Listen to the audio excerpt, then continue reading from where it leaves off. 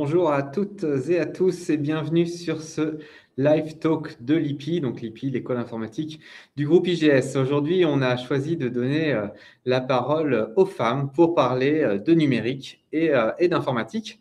Et donc, je suis accompagné de deux alternantes, de Sandra et Julie, toutes les deux alternantes à l'IPI, l'une en formation technologie supérieure en technologie technicien supérieur en technologie numérique. Bonjour Sandra. Bonjour, bonjour à tous et à toutes. Et puis Julie, donc, qui est en formation master direction de projet informatique en assistance à maîtrise d'ouvrage. Bonjour Julie. Bonjour à tous, bonjour Thomas.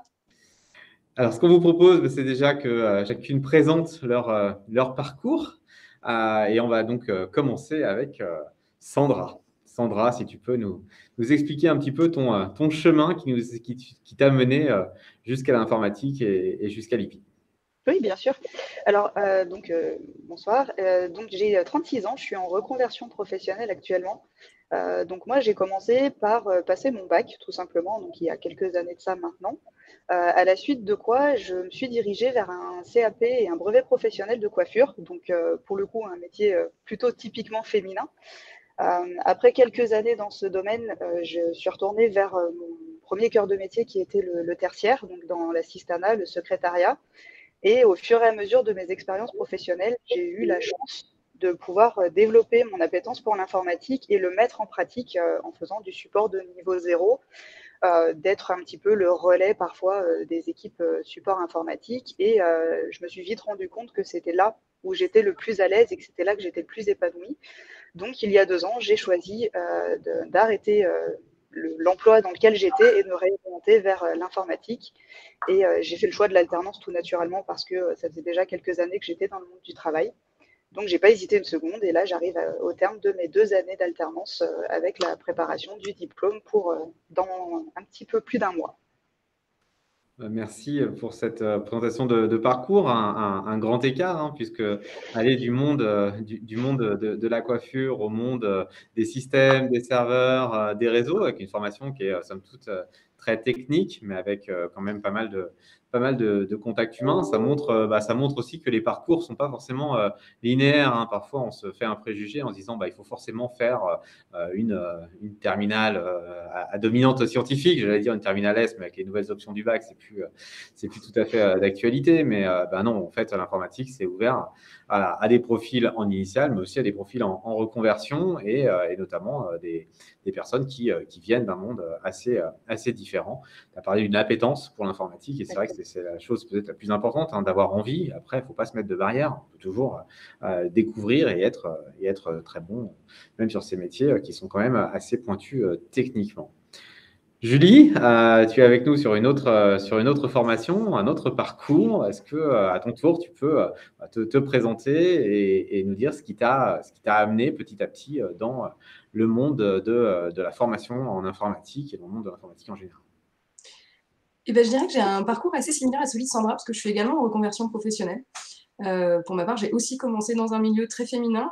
J'ai passé un diplôme d'ergothérapie, donc c'est plutôt du paramédical. On était 56 femmes pour 4 hommes dans ma promo, donc voilà, un petit peu le grand écart par rapport au monde de l'informatique. J'ai passé 3 ans donc à faire ce métier et dans l'association dans laquelle j'étais employée, ils m'ont fait rapidement confiance pour développer des missions, faire la gestion d'équipe, management, gestion de projet. Et également, moi, je me suis pas mal intéressée aux outils informatiques, comment l'informatique pouvait accompagner notre quotidien, faciliter notre travail et nos interventions. Et à titre personnel, je suis arrivée en région lyonnaise là, il y a quelques mois et j'ai pas réussi à retrouver un poste qui me challengeait autant que celui que j'avais avant de partir. Et je me suis dit, pourquoi pas faire une reconversion. La gestion de projet m'intéresse, l'informatique m'intéresse, donc pourquoi pas essayer de mêler les deux et de trouver une formation chef de projet informatique. Et donc j'ai pu rentrer à l'IPI en Master 2, chef de projet AMOA. Et donc voilà, moi ce sera pour ma part normalement diplômée en septembre, si tout se passe bien. Ça marche, merci Julie. Alors toutes les deux, vous avez fait le choix d'un secteur, celui de l'informatique. Finalement, quelles étaient les raisons profondes et pourquoi vous vous êtes orienté vers ce secteur-là en particulier dans votre parcours? Peut-être Sandra, on va commencer par Julie, parce que Julie est à l'écran. Je dirais que moi, il y a eu deux leviers. Le premier, comme je le disais, dans mon activité, j'ai eu cette occasion quand même d'aller interroger la place des outils informatiques pour dans le quotidien et dans l'emploi, dans une vie d'entreprise. Mais également, à titre plus personnel, mon conjoint est ingénieur en informatique, ça fait plus de 10 ans qu'il exerce et j'ai tout un cercle social qui est dans ce milieu-là aussi. Et donc, petit à petit, j'y ai baigné. Voilà, tous ces termes, ils sont plutôt dans le développement, donc tous ces termes Docker, framework, etc., que j'entendais au fur et à mesure, m'ont aussi donné cette appétence et cette curiosité à ce milieu-là. Et donc, je me suis dit que de trouver cette place qui me permettrait d'allier les besoins des clients, des personnes, des utilisateurs, et en même temps la technique, quelle technique et quel outil on peut mettre en face des besoins. C'est ce qui m'a vraiment le plus attiré dans ce métier-là. Par contre, pour ma part, j'ai pas l'appétence de la ligne de code ni des serveurs, mais plus de l'informatique en tant qu'outil et en tant qu'aide dans le quotidien. C'est intéressant parce que ce que vous témoignez, c'est que finalement, l'informatique, c'est quand même déjà une diversité de métiers, puisqu'il peut y avoir des métiers techniques type infrastructure, des métiers de code, des métiers sur lesquels on va produire des choses, mais il y a aussi toute la partie assistanat à maîtrise d'ouvrage, sur lequel on va vraiment être focusé sur le besoin de l'utilisateur. Et c'est des métiers finalement qui sont assez peu connus. C'est-à-dire que l'informatique, pour tout le monde, parfois, on y met un peu des images et des préjugés. Nous, on entend souvent les plus jeunes nous dire sur les salons, je veux faire l'informatique parce que je fais des jeux vidéo.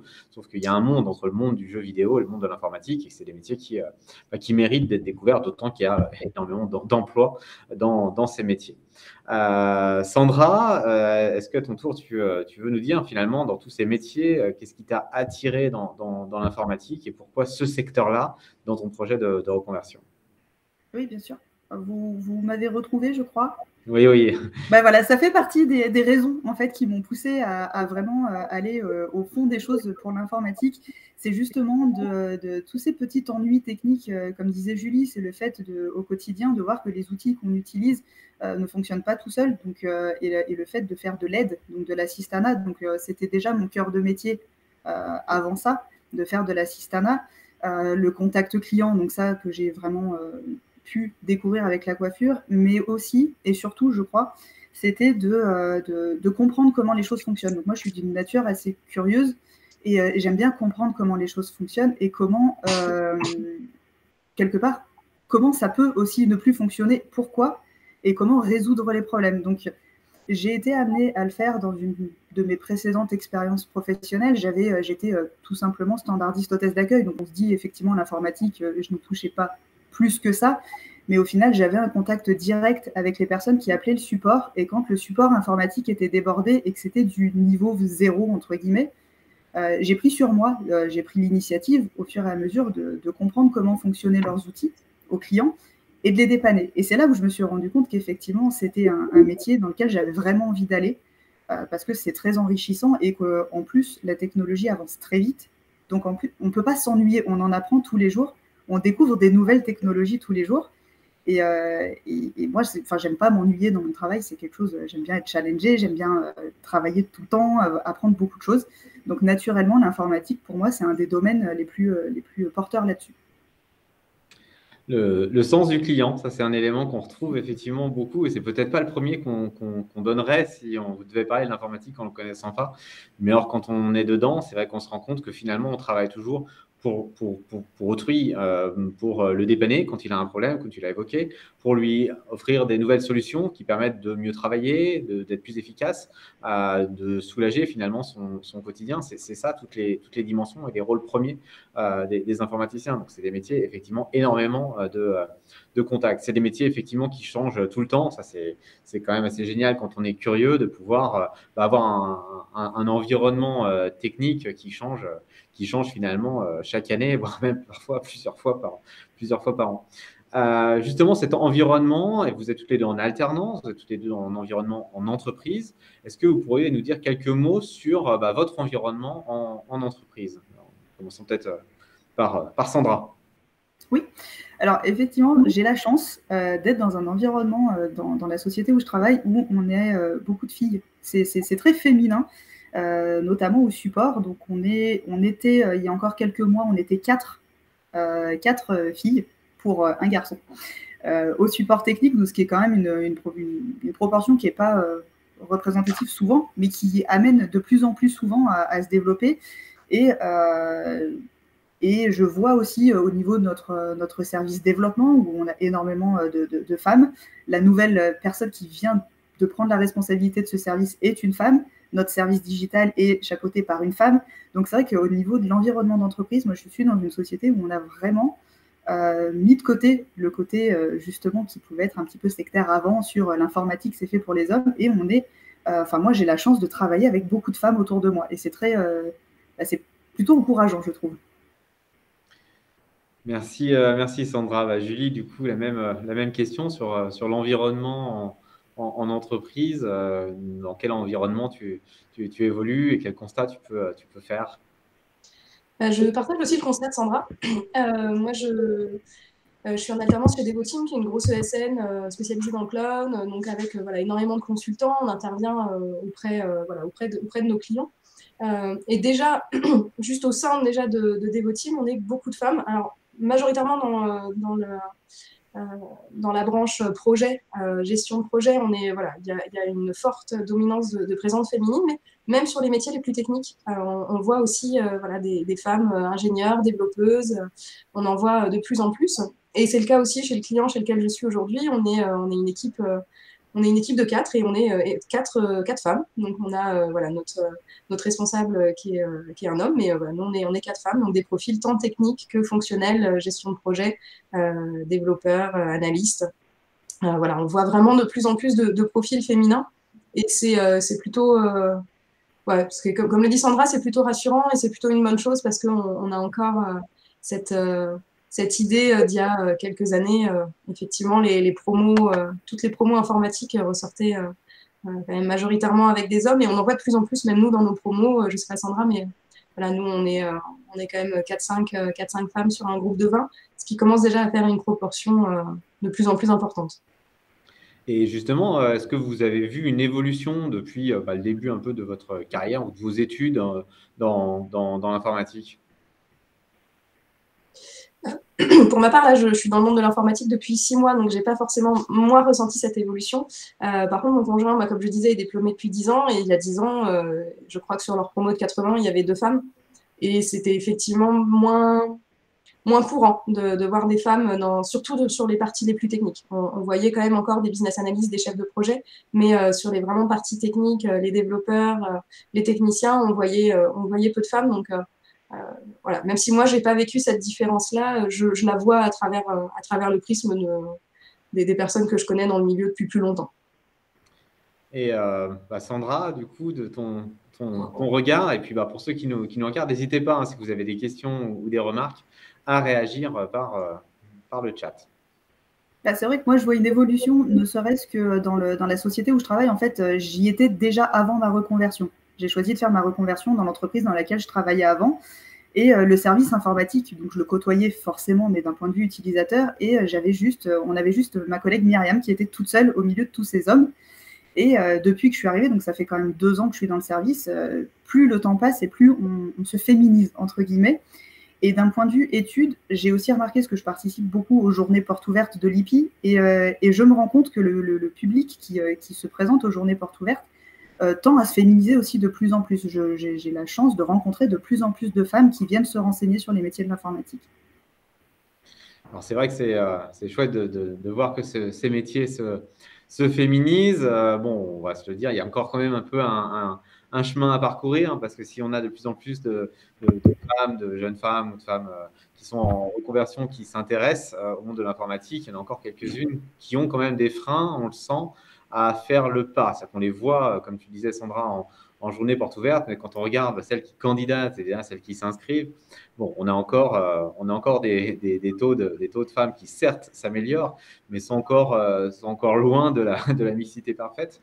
Et pour autant, c'est des métiers qui sont tout à fait accessibles, quels qu'ils soient finalement, que ce soit des métiers très techniques comme tu peux être Sandra, des métiers plus fonctionnels comme tu peux être Julie, que ce soit dans le monde de l'infrastructure qui est le tien Sandra ou celui du code, c'est vraiment tous des métiers qui sont parfaitement accessibles. Du coup, peut-être pour clore ce live talk, sauf si on a des questions à la fin, mais qu'est-ce que vous donneriez comme conseil finalement à une femme qui s'interroge et qui se dit finalement, bon, l'informatique, pourquoi pas vous leur diriez quoi? Alors Sandra, peut-être pour démarrer. Alors c'est vrai que moi, pour cette question, c'est assez marrant parce que quand j'ai décidé de me réorienter, à aucun moment je me la suis posée. Je ne me suis pas dit l'informatique, je suis quand même une fille ou une femme, ça risque d'être compliqué. C'est pas une interrogation que je me suis posée. Et je pense que le plus important, il est là. C'est déjà, d'une part, il n'y a pas de métier spécifique pour les hommes ou pour les femmes. Enfin, pour moi, tous les métiers sont accessibles à tout le monde. Et au-delà de ça, ce qui compte, c'est vraiment l'envie, c'est la passion. Et peu importe, au final, qu'on soit un homme ou une femme, du moment qu'on fait ce qu'on aime, qu'on s'investit et qu'on s'épanouit, peu importe le sexe qu'on a, pour moi, ça n'a pas d'importance et ça devrait pas être un frein, en tout cas, à l'accessibilité au métier de notre rêve, par exemple. Je rejoins tout à fait Sandra et je pense que ce qui est important de se dire, c'est qu'effectivement, comme là, on l'a vu avec nos 2 témoignages, les environnements de travail évoluent aussi. Je sais qu'aussi, il y a quelques années, certaines femmes auraient pu être inquiètes à aller dans un milieu trop masculin, avec peut-être trop de pression, mais c'est de moins en moins vrai. Aujourd'hui, les milieux tendent à s'améliorer au niveau de la parité. Donc, il n'y a vraiment plus rien aujourd'hui qui, je pense, peut empêcher une femme d'aller dans le milieu de l'informatique, à part le fait qu'elle n'en ait pas envie. Voilà, donc ce qui est bien, c'est qu'en plus, comme on peut le voir avec nos 2 parcours, il y a vraiment tout type de métier, tout type de profil. Il n'y a pas forcément besoin d'être matheux pour aller dans l'informatique. Il n'y a pas forcément besoin d'aimer bidouiller pour aller dans l'informatique. Il y a plein de voies possibles. Et surtout, ça s'adresse à tout métier. C'est-à-dire que moi, aujourd'hui, je n'ai pas encore réussi à atteindre cet objectif, mais moi, ce que j'aimerais, c'est à un moment réunir mes deux métiers et donc me tourner vers le paramédical et vers le médical, le paramédical par le prisme de l'informatique. Et donc, en fait, on peut vraiment s'adresser à tout besoin et à tout profil avec l'informatique qui est aujourd'hui partout. Donc, c'est vraiment un métier d'avenir. Donc, si vous êtes une femme et que vous vous intéressez à l'informatique, foncez. Si vous êtes un homme et que vous vous intéressez à l'informatique, foncez. Il n'y a pas de raison de s'interdire quoi que ce soit. Bien, merci pour ces quelques mots. Et en effet, c'est des filières, qu'on soit dans les filières de support aux technologies numériques. Et on va ouvrir une nouvelle formation l'année prochaine, technicien support aux utilisateurs, technicien support applicatif, donc un support un peu plus logiciel qu'infrastructure, que ce soit les mondes de l'administration système, des réseaux, des bases de données, le monde du code, le développement d'applications numériques, la chefferie de projet, la cybersécurité, les nouveaux métiers autour de la data. Tous ces métiers-là sont des métiers qui sont en très forte explosion de besoins. On a des besoins auprès des entreprises qui sont vraiment en pleine croissance et cette croissance est pérenne.